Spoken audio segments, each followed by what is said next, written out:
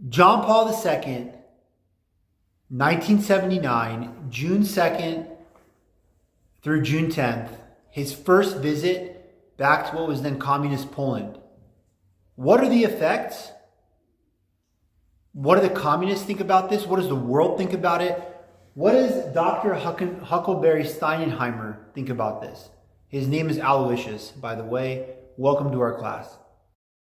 Przez to, że temat dzisiaj jest pierwsza wizyta papieża Jana Pawła II do Polski w 1979 roku i będę mówił w klasie wyłącznie po angielsku, chciałem poczytać bardzo tak krótko, szybko po polsku od fantastycznej książki, która nazywa się Kultura i wiara. I jest taka kompilacja rzeczy, które Jan Paweł powiedział. I po prostu bez więcej jakiegoś przygotowania się, tylko te słowa teraz. Wiara jest więc sposobem patrzenia na życie, na historię w świetle Ducha Świętego. A czy sama Biblia nie stanowi w pierwszym rzędzie części literackiego dziedzictwa ludzkości? Nigdy nie przestała być źródłem inspiracji dla artystów, architektów, rzeźbiarzy, malarzy, poetów, twórców dzieł instrumentalnych i wokalnych, autorów sztuk teatralnych, filmowców, choreografów. Liturgia z swej strony używa symboli, które wyrażają i urzeczywistniają sakramentalną obecność Chrystusa. Jak powiedziałem w Rzymie z okazji beatyfikacji Fra Angelico, patrona artystów, w nim wiara stała się kultura, a kultura stała się przeżywana wiara. Sztuka staje się w nim modlitwa. Profesorzy, badacze, studenci Katolickiego Uniwersytetu w Louvain. Jeśli człowiek jest problemem, to Chrystus jest odpowiedzią. Jeżeli życie jest problemem, to nie jest ona nieprzenikniona zagadka, lecz godną uwielbiana tajemnicą miłości. Przez swoje życie i swoją śmierć, przepełnione nieskończoną miłością, Chrystus, Syn Marii Dziewicy, oświetlił dogłębienie najbardziej niezgłębione strony naszego życia. On, jeden z miliardów, a równocześnie jedyny.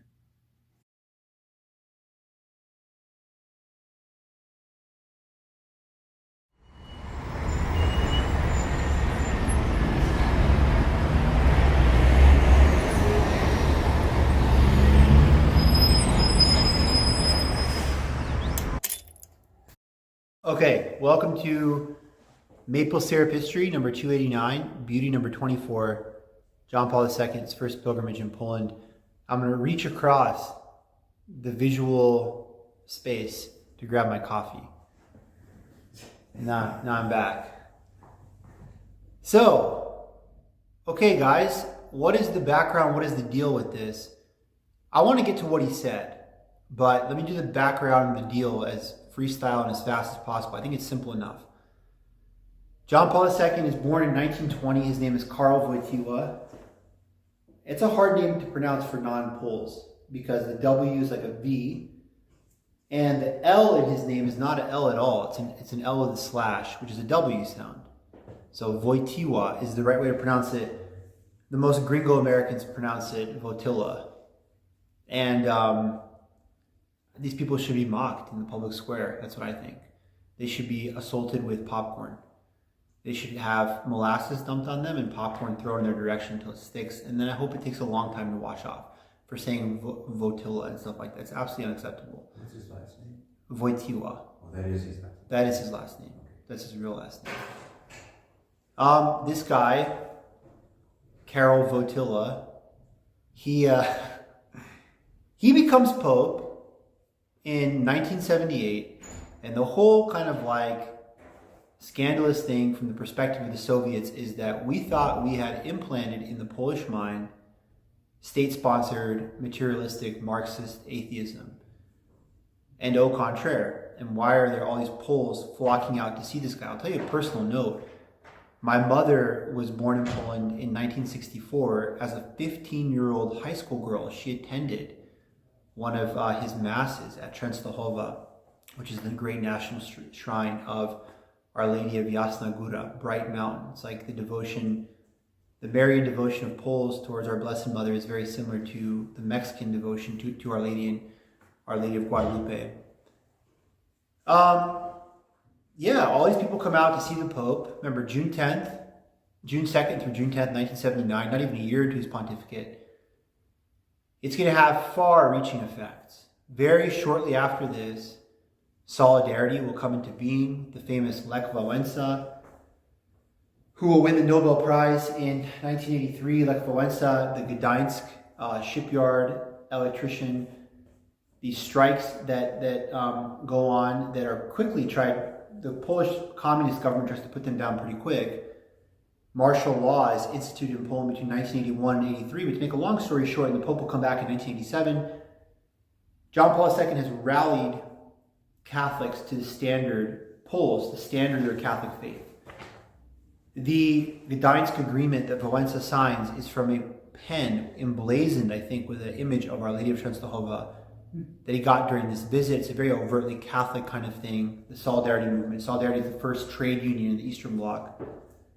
So this pilgrimage to Poland is one of the most important things that leads 12 years later, the day after Christmas, December 26, 1991, to Mikhail Gorbachev dissolving the Soviet Union. All right, so we're going to talk about, well, so what, right?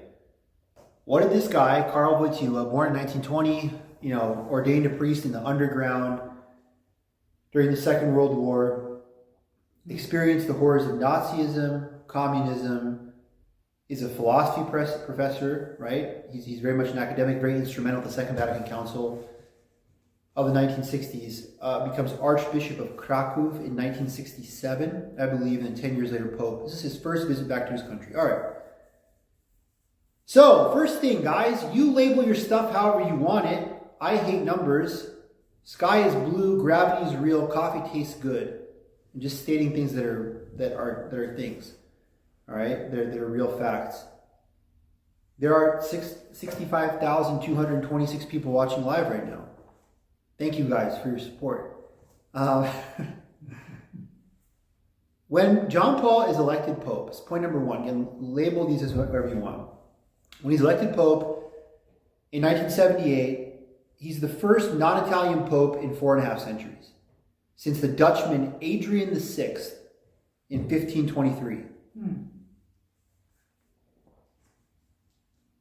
The Soviets would prefer Alexander Solzhenitsyn as Secretary General of the United Nations than a Pole as Pope, this journalist says. If you don't know, Alexander Solzhenitsyn writes the famous Gulag Archipelago. They're basically saying they don't want him to be Pope. If anyone is too dumb to be like, what does that mean? It means they don't like this. The Soviets hate this. George Weigel, the very famous biographer who wrote, anyone in the class read that book, Witness to Hope? That big, thick blue book. We have that here at St. Augustine somewhere. It's the biography of John Paul II. I'm definitely sure that Dr. Huckleberry Steinheimer has read it. He probably did the foreword to it in German.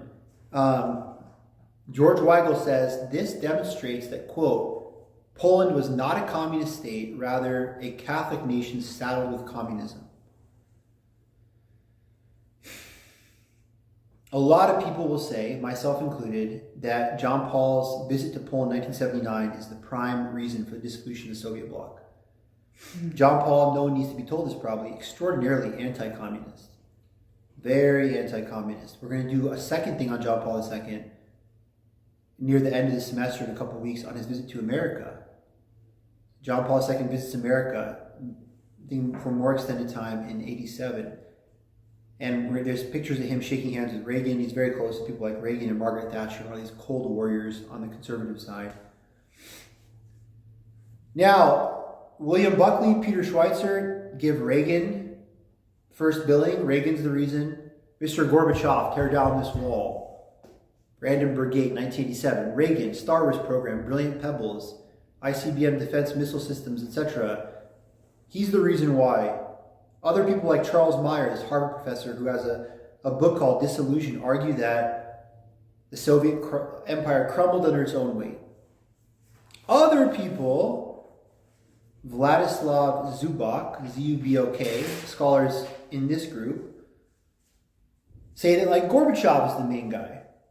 Same to Stephen Kotkin, Jan Gross. Gorbachev is the main guy, and his glasnost and perestroika, openness and restructuring. And then what Gorbachev himself said, Chernobyl, demonstrating the kind of incompetency of the Soviet system. That's the main reason for dissolution. I think it's John Paul II. I'm with people like, and that's not some kind of Catholic chauvinism here, that all Catholics are the best. I am a devout Catholic. God have mercy on me. God help me. I do think Catholicism is the best. Yeah. That's not an acceptable answer for historical analysis. Well, I'm Catholic, so everyone sucks. Like, that's terrible, right? I'm not saying this because I'm Catholic or Catholics are the most important. Often Catholic actors are not. Catholic factors often are not important. This has nothing to do with my own personal Catholicism, my own personal views. I think John Paul II is the prime factor because he mobilizes millions of Poles. Some of these outdoor masses, over 1 million people. Remember, it's a very short visit, 9 days, a novena, June 2nd to 10th, 79. And who is with me? If scholars who are like, John Paul is the most important, well, Weigel, his biographer, but let's say Weigel, he's definitely in the tank, being the biographer of the Pope. Konstantin Pleshekov is a great scholar. Konstantin Pleshekov writes a book called There's No Freedom Without Bread. He highlights in many ways the Pope's importance. Patriarch Kenny's a very famous Eastern European scholar too, who was working at the University of Indiana. He might still be there, maybe he's emeritus now. Anyway, let's get to talking about this pilgrimage. The pilgrimage, June 2nd, June 10th, 1979. I argue his pilgrimage has 3 themes, guys. 3 themes. Nationalism, work, and faith. Let's not talk about faith for a second. That's the most obvious. Catholic Pope coming back to give a talk. He's going to talk about matters of faith, obviously. When we talk about work, I'm talking about the beautiful Benedictine motto that I often hearken back to time and again, ora et labora. The true meaning of work. Even if man had never fallen, work would still be a good thing. John Maddai in this book on distributism says, who else but man, men and women, after a long day of work, come home and do more work? You know, animals don't do that. After the beavers built the dam, they do beaver stuff, whatever that is. They watch beaver TV. I don't know, whatever they do. It's probably unbelievably boring. But, you know, they finish building the dam, they sleep. They're lazy, whatever. Human beings are the only creatures who, after being at the office 9 to 5, come home and tinker in their shop or work on that book of poems, work on stuff. We like to work. So an authentic, Christ-inspired, make the most of your talents, Matthew 25 work. In reverse order, faith, work, and then nationalism. And nationalism not in the destructive way of my nation's good, everyone else sucks, which is bad, which leads to like Hitler-type behavior and like, you know, wipe everyone out so my nation can prosper. No, a kind of beautiful love of your patrimony, love of your homeland, a rootedness. So once more, John Paul's pilgrimage, which is going to blow up the Soviet system. Spoiler, we already got to that at the end. It's going to be, by my lights, the main factor in bringing about the eventual dissolution of the Soviet Union. The 3 themes are nationalism, work, and faith. Before I talk about those, let's listen to this. On the eve of the visit, Konstantin Pleshekov says this historian that I quoted before. White and red and white and yellow flags hung from the balconies. That's Poland's flag and the Vatican respectively. Candles burned in windows day and night. People from out of town poured into the capital. Warsaw gave its native son the biggest homecoming party in history. Time magazine called the pilgrimage, quote, a carnival, political campaign, crusade, and enormous Polish wedding all in one. George Weigel says, no hero in Polish history, not King Jan II Sobieski, not Tadeusz Kościuszko, not Józef Pilsudski, had ever entered Warsaw as John Paul II did on June 2nd, 1979. Okay. Let's talk about his themes. So nationalism, right? Here's the first thing that he says upon arriving in Poland. I come here today as a pilgrim. I welcome all from the depths of my soul and embrace in my heart every living person in Poland today. And he continues on saying, connecting the import of this land beneath your feet, also very Benedictine, this rootedness, that he's come for all Poles. Guys, I did this, by the way. Yeah. In my book, The Hippo Lectures, you know who I dedicated it to? Literally every single person on the Palouse. Dang right. I'm intellectually colonizing the Palouse. Catholics, atheists, Buddhists, tree huggers, whale lovers, climate hoaxers, climate alarmists, flat earthers, everybody. Everyone in the Palouse, I'm saying, I'm not just writing a book for Catholics, for everybody. Warmly dedicated to each and every single person in the Palouse, Gracjan, Kraszewski, Hippo Lectures. That's what he says here. He's like, I'm not just coming for Polish Catholics, this kind of sectarian whatever. I come for the whole Polish nation. So he says here, listen, quote, I wish therefore to embrace all of you who constitute the pilgrim church on earth in the land of Poland. All of you who work on the land, in industry, in offices, in schools, and universities, hospitals, and cultural institutes, in the ministries everywhere. You who are confirming the 1,000-year-old right of citizenship that this church has in the present-day life of the capital of the nation of the state, I greet you as the first pope from the Polish race.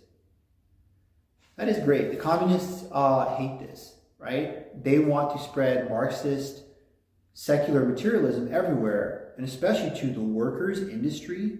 That's our thing. Stalin's 5-year plan, factories.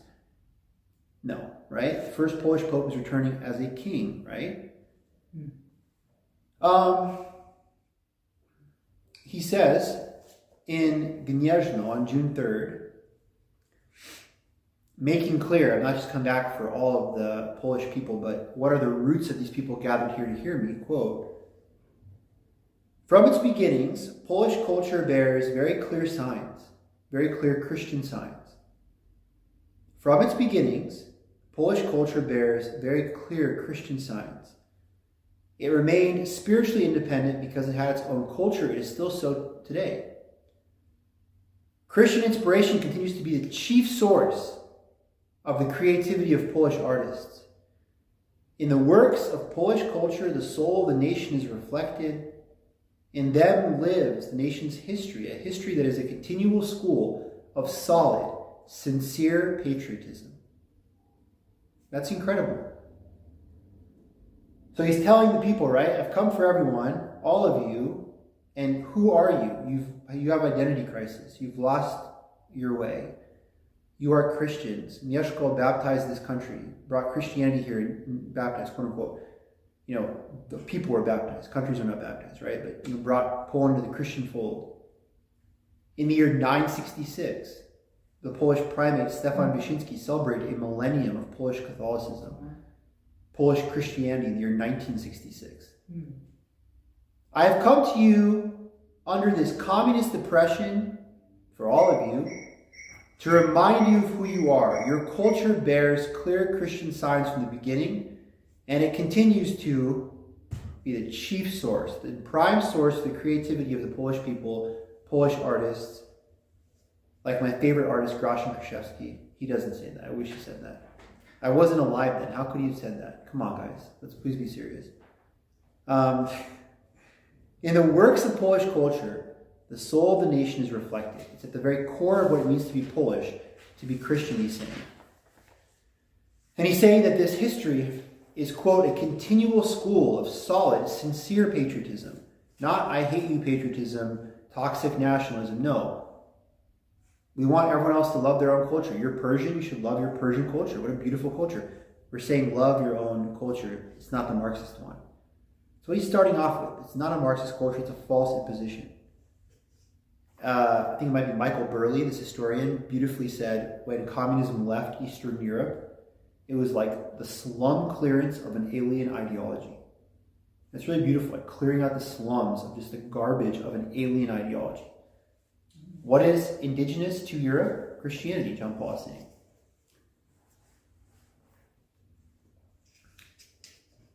At Jasna Góra, where my mother, Alexandra, and her sister, Ivona, who's 2 years older than her, when they were 15 and 17 respectively, went to Częstochowa, at Jasna Góra, this national shrine 10 miles from where they grew up. In the closing remarks, he says, John Paul says on June 5th, 79, and then we're going thematically through nation, work, and faith, skipping around the dates within our larger brackets of June 2nd to the 10th. The national tradition rightly sees Stanislaus as the basis of Polish culture. Stanislaus, 11th century martyred Bishop of Krakow. Quote, the national tradition rightly sees Stanislaus as the basis of Polish culture. Remain faithful to this heritage. Make it the foundation of your formation. Be nobly proud of it. Keep this heritage and multiply it, hand it on to future generations. On to our second theme of work. Remember, nationalism, what did we just get done talking about right now? That the basis of Polish nationalism, according to this Pope, is the Christian faith, is Catholicism, remain faithful to it. Work. The Soviets talk about work only as in terms of material progress, right? John Paul II, as you can imagine, has a different view. On June 6th, once more at Jasna Góra in Częstochowa, he says, quote, work is a fundamental dimension of man's life on earth. Work has for man a significance that is not merely technical but ethical. Work must help man to become better, more mature spiritually, more responsible, in order that he may realize his vocation on earth, both as an unrepeatable person and in community with others, especially in the fundamental human community constituted by the family. Catholic praxis, theology, orthodoxy always talks about the family is the essential building block of society. It's important to defend and promote the family because the family is where you gain your identity from. It's a domestic church. It's not from Comrade Huckleberry Steinheimer, right? And whatever, nameless, faceless bureaucrats, whoever they may be, on the left, the right.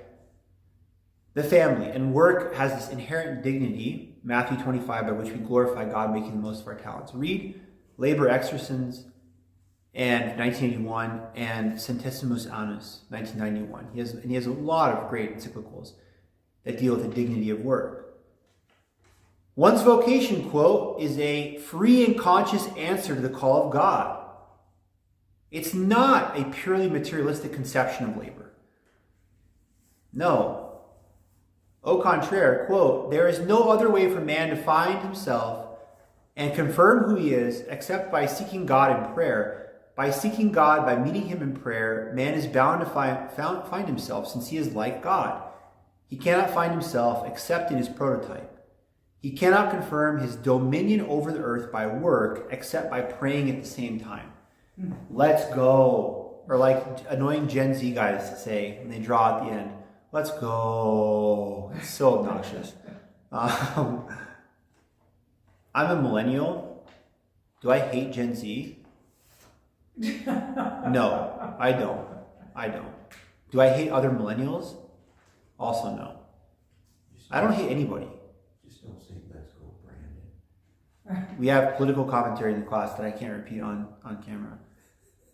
Exactly right. Guys, that's so, no, do not stop. I want you to ratchet up to another level. I want you to go harder. Your sense of humor is absolutely impeccable. It's impeccable. Listen to that part again at the end. Man cannot confirm his dominion over the earth by work except by... excuse me. Wow. Let me begin again. That was not the quote. The quote was not in the middle. That was not the quote. Here's the quote. Man cannot confirm his dominion over the earth by work except by praying at the same time. The reason I said earlier, let's go, that is ora et labora. That is the Benedictine motto. Prayer and work.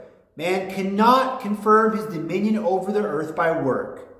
You can't have proper dominion, God-given dominion via work, except by praying at the same time. The final 2 days of his trip, he's outside of Krakow, this beautiful artistic kind of Paris of Poland. The World Youth Day, I think in 2016, was held in Krakow. Krakow is like the city in Poland. It's not the capital. The capital is Warsaw or Warszawa. but Kraków is not the deal. He's at this place, this industrial city called Nowa Huta, and Nowahuta, Nowa Huta, which is supposed to be this kind of new communist city dedicated to technological industrial progress. No, John Paul says. And land ownership, by the way, right, is a great and fundamental right of man. The right of private property, the right to earn what you, keep what you earn by honest work. And he says in general about economic development, quote, although economic development may take us in another direction, although one may value progress based upon industrialization, although the generation of today may leave en masse the land and agricultural work, still the right to the land does not cease to form the foundation of a sound economy and sociology. Foundation of a sound economy and sociology and society writ large, economic society writ large, is the right to the land. And he concludes his homily at Nowa Huta by saying Christ would never approve. Christ would never approve, indeed does not approve, of reducing man to a means of production. This is absolutely unacceptable. Listen, quote, even if times change, even if what was once countryside near Kraków has given way to the emergence of a huge industrial complex, even if we are living in an age of dizzy advances in natural sciences and equally amazing advances in technology, nevertheless, the truth about the life of the human spirit, which is expressed by means of the cross, knows no decline and is always relevant, never grows old. If they fail to draw from that category and are shaped without reference to the dignity of human labor, they are in error, they are harmful, they are against man. But remember this one thing, Christ will never approve that man consider himself merely as a means of production, or that he be appreciated, esteemed, and valued in accordance with that principle. Christ will never approve of it. And so, from this patriotism, this Christian patriotism, foundation of Polish culture, to a proper ora et labora, let's go, understanding of work that John Paul really embodies.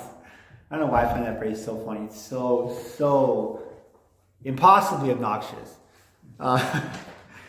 From a Christian understanding of true patriotism as the foundation of culture to a proper estimation of work, Christ will never approve, even of you yourself identifying as the means of production.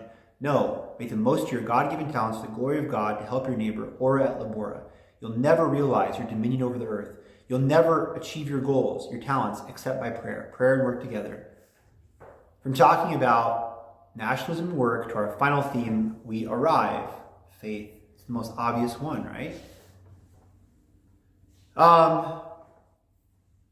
In his first address in Częstochowa, at the home of the Black Madonna national icon, John Paul II underscores the importance of faith via devotion to the Blessed Mother. And for all, I have so many Protestant listeners, it's insane. Like 99.3% of my listeners are all Protestants. I just made that complete up. I have no idea what the jump numbers are, but anyone who's Protestant, and it's like that constant stumbling block about what Catholics believe about Our Lady, the Blessed Virgin Mary, Mother of God. Her last words in Scripture are John chapter 2, verse 5, do whatever he tells you. She just takes you to Christ. Oh, but I want to go directly to God. I know. I tried calling the White House. I want to speak to the president now. And I got a dial tone, right? Why if I just walk up to the White House, I need to talk to the president now, they'll be like, no, please leave. Why if I walk into some Fortune 500 company and say, give me the CEO, like, who are you? Arrest this guy, right? Of course. And we pray everything to the Father in Jesus' name. We should go directly to God. But God himself has instructed us to take things to his Blessed Mother. Imagine I walk into that same White House and I have an aunt who's best friends with the president. She gets me a private audience. That's what Marian intercession, that's all it is. It's just she takes you to the person you want to go to. So everything Catholics do is to Jesus through Mary, through her. We do not worship her. We accord her only the inestimable pride of place as being the Mother of God. We worship God alone. It's so important to understand that. It's still so lost in our modern day nonsense, postmodern culture. And you think these things have been cleared up by now, with Catholics and Protestants at each other's throats, sadly, sometimes for 500 years, about what Catholics and Protestants each believe and do not believe.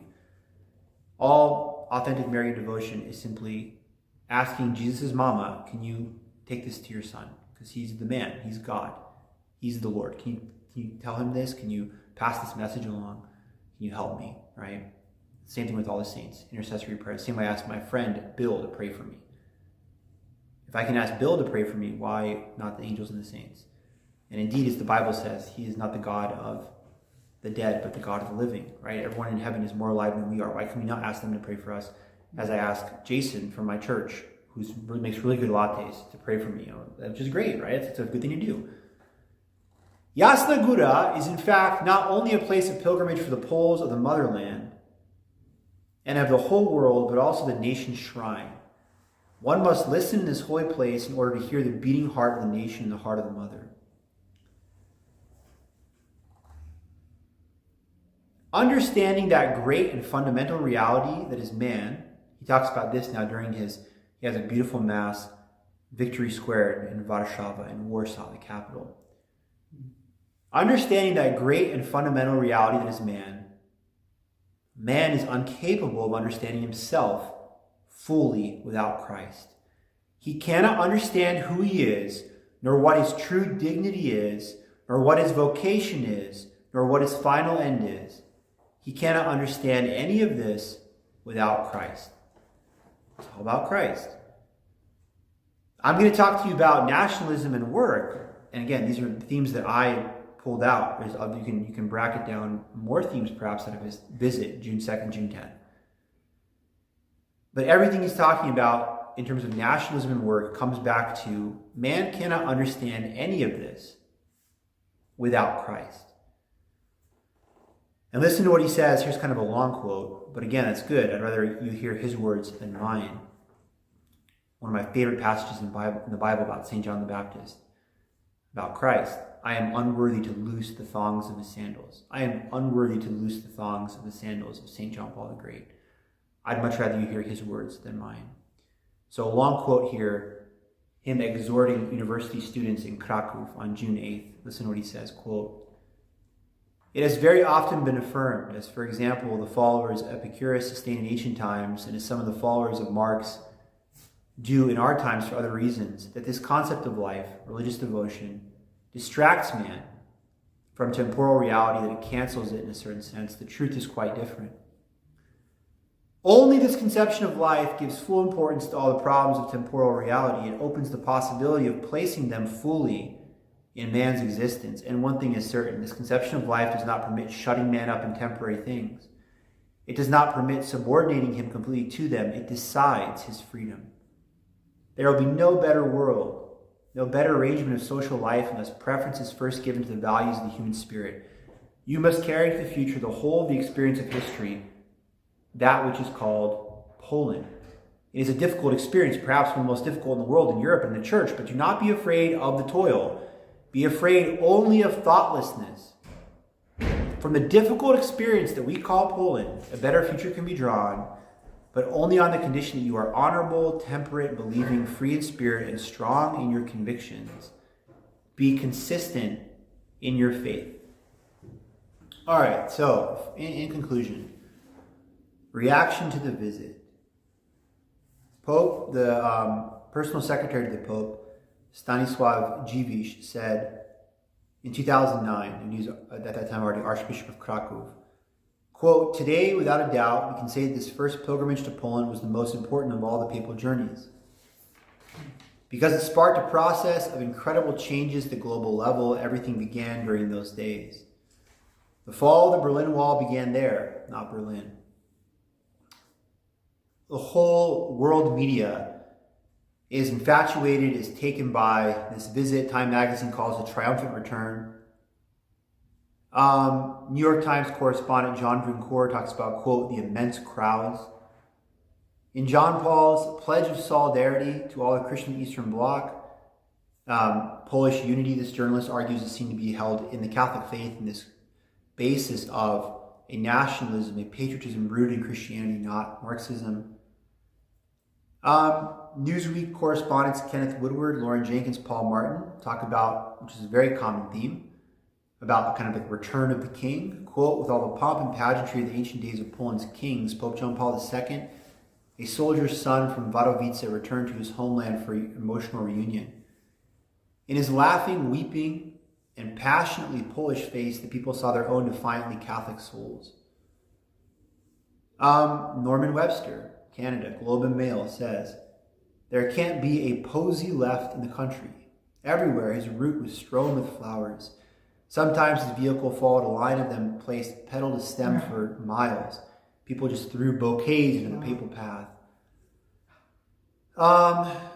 Peter Osnos from Washington Post, quote, it was a festival of faith, a, quote, hero's homecoming, and a near marvel of public decorum.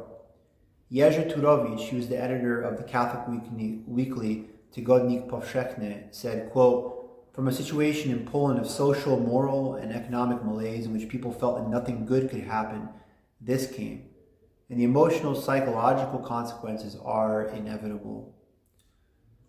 Adam Michnik, a non-Catholic, praises the Pope's ability to relate to all people, irrespective of religious belief or not. Quote, those very people who are ordinarily frustrated and aggressive in the shop lines were metamorphosized to a cheerful and happy collectivity, a people filled with dignity. So even like non-Catholic, just anyone is like, this is great. Yeah, communism sucks, basically, is one of those sub-messages. Like, we hate this. We hate this 35 years of communism, of this alien ideology. Literally, in the communist architecture, the gray, lifeless, soulless buildings, the dead bread lines, we're done with this. Globe and Mail again, Michael Dobbs writes, the lesson many Catholics in Eastern Europe are drawing from the Pope's visit is that despite 35 years of official atheism, a clear majority of Poles has endorsed the Church's view of the world as opposed to the state's, far from withering away as Karl Marx predicted. Religion is stronger than ever. Peter Osnos explains, quote, chants of "We want God" and hymns of praise resound throughout the collective. So much so, from the Baltic to the Soviet frontier in Moscow, that for all its power has no other choice but to even broadcast some of these messages. But there's a point where they're showing the Pope literally speaking to millions of people, and they don't show the Pope. And a news source says this is like showing a soccer game and never showing the ball. You know, it's like, and the people are not happy about this. Listen what the Soviet Union writes to its agents. This is from the official office of, I don't know if it's from the KGB desk, but something, whatever, the apparatus Soviet. Quote, the Pope is our enemy. Due to his uncommon skills and great sense of humor, he is dangerous because he charms everyone, especially journalists. He goes for cheap gestures in his relations with the crowd, puts on a Highlanders hat, shakes hands, kisses children. It is modeled on American presidential campaigns. Because of the activation of the church in Poland, our activities designed to atheize the youth not only cannot diminish, but must intensely develop. In this respect, all means are allowed, and we cannot afford any sentiments. I mean, it's just like, wow, right? Yeah. What else do we have here?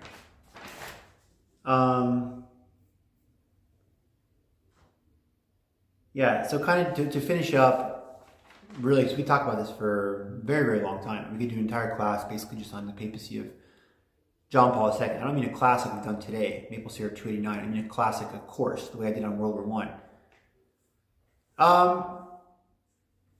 But this is interesting too. So two last points about state media broadcasting of this in the communist bloc. One is, showing the whole crowd, not showing the Pope, that quip that it's like showing a soccer game and not showing the ball, showing a football game, never showing the line of scrimmage, filming just the cheerleaders the whole time, or like the referee somewhere, whatever.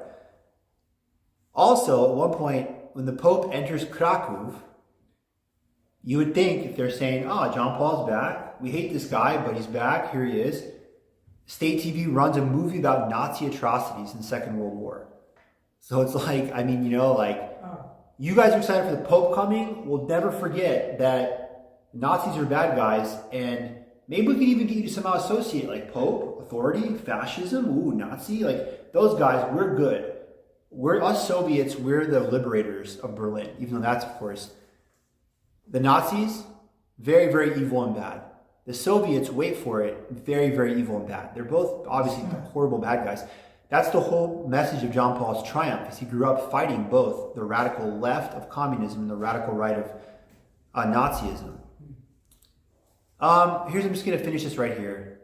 This is legit, guys. Freaking sweet. We're going to end it right here because, remember, going forward, what are the things? This 21-point agreement, the Gdańsk agreement that Wałęsa signs is with a pen emblazoned with an image of our Blessed Mother, Our Lady Częstochowa, I believe was the image on the pen. He got this pen during the visit. Wałęsa is devoutly Catholic. He's always shown, talks about his Catholic faith, which I think was for a long time, maybe his whole life, a daily communicant, attending Mass. Solidarity, which is a technically secular, just trade union bloc, becomes a Catholic, boots on the ground, inspired by John Paul movement that leads to Poland becoming the main engine of the resistance to the Soviet Union. And then when the Berlin Wall falls in '89 and Gorbachev's going to dissolve everything day after Christmas, 1991, a lot of people, myself included, I'm in that group of scholars, think John Paul is the first domino effect. So that's all down the road. And then we know, of course, he's Pope until 2005. We know all about John Paul and theology of the body and most traveled Pope ever, things that have nothing to do with communism, really. But anyways, guys, let's finish with two quotes from Father Józef Tischner and Maciej Ziemba, this university student. Two quotes, done. Crushing. Well, in fact, actually, I'm going to finish with one thing. Yeah, I have one more to finish with, actually, guys. I said I was going to finish on that. Just kidding. Three things. Father Tischner and Maciej Ziemba. The trip's essence, Tischner says, was summed up in this. Quote, let's stop lying. End quote. That's amazing. For Father Tischner, the whole point of John Paul's trip is let's stop lying. Stop lying that we've somehow, Marx and workers of the world unite. Communism is good.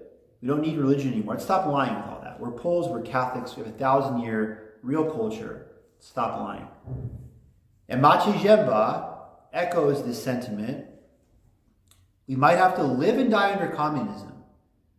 But now, what I wanted to do was to live without being a liar.